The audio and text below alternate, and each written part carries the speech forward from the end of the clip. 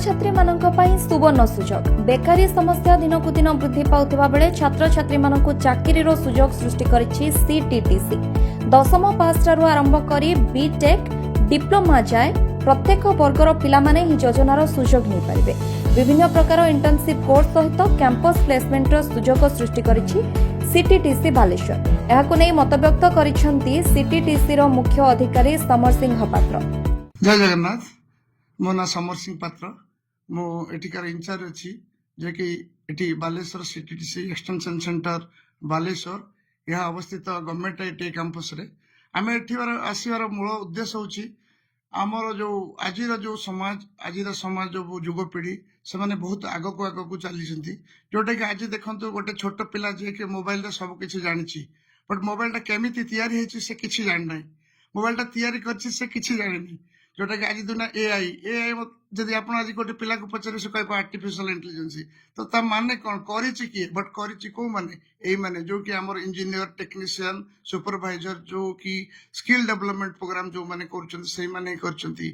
आज आमे कहि परिबा जे कि दुनिया को जे बनौछि से होछन engineer can make the world.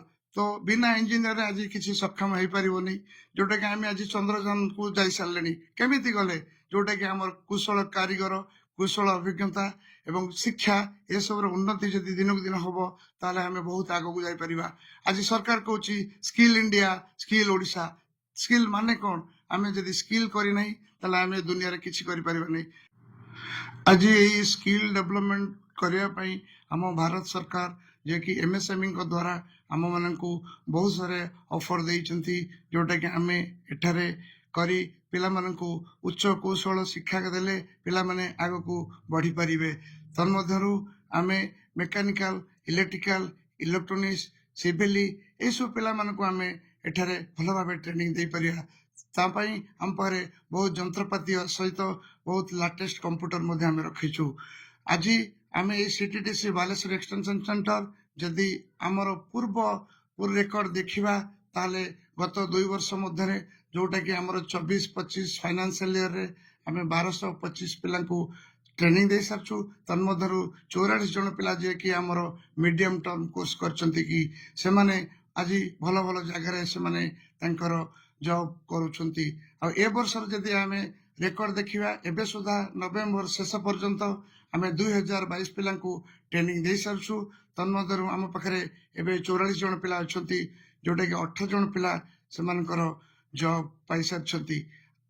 तेणु करी मु आपण मन को अनुरोध करे आपण माने आसी एठारे विभिन्न वैषयिक ज्ञान कौशल सहित विभिन्न प्रजुक्ति विद्या प्रदान करा जाउछि जहा फଳରେ छात्रछात्री माने ଏହି ସୁବିଧାର ଲାଭ ଉଠାଇବା ସହିତ ନିଜକୁ କୌଶଳକ୍ଷମ କରିବାରେ ସକ୍ଷମ ହେଉଛନ୍ତି। ମୋ ନାଁ ସରୋଜ କୁମାର ଜେନା ମୁଁ ଏଠି ଇଲେକ୍ଟ୍ରିକାଲ ଡିପାର୍ଟमेंट रे एचओडी अछि जेरा कि हमर गवर्नमेंट आईटीआई कैंपस भितरे सीटीटीसी एक्सटेंशन सेंटर बालेश्वर जेटा कि हमर एठी अनुष्ठान अछि।